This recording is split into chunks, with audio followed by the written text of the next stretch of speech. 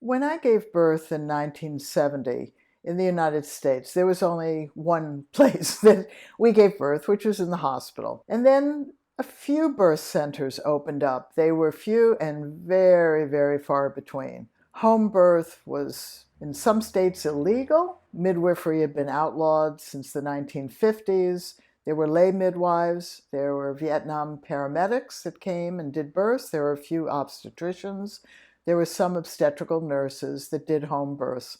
Home births were rare as hen's teeth in the United States in the 1970s. In other countries like the UK and in Holland and some other countries, and certainly in traditional communities, birthing outside of a hospital was the norm.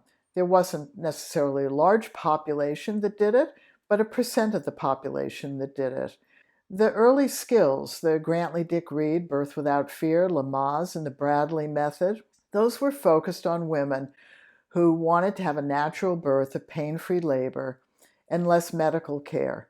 And as I've said in other talks that I've given, this was the original sin of childbirth that we have to forgive, but we have to correct. First of all, those three male obstetricians were the first people who stood up, raised their hands, and developed methods that were universal. Prior to that, around the world, there were no skills around childbirth. I've worked in a lot of third world countries, and I absolutely know that this is accurate. Every traditional health system focuses on pregnancy as the skills to protect the mother and the baby's well-being during the birth. And no cultures have specific skills, even within their own culture, for how women birth, because everybody is working on the truth. There's no way to know what your birth is going to be like. That's followed by, there's really nothing you can do to prepare for it.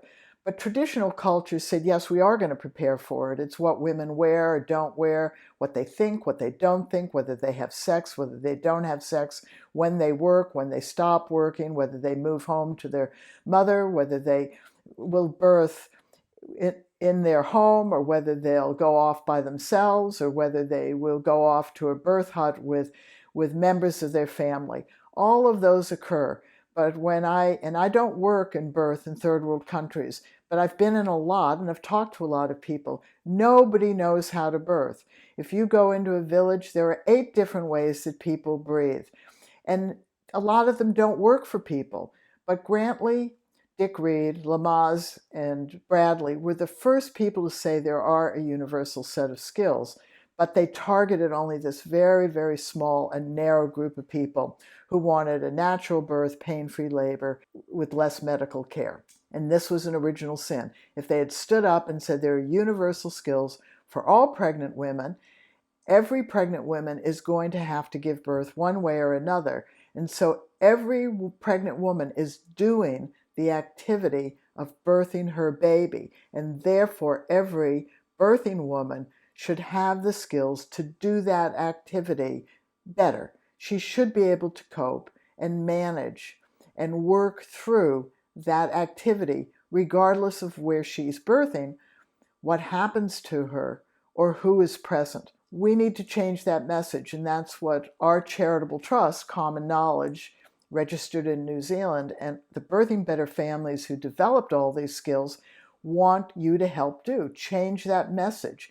You can have skills to birth your baby no matter where you birth your baby.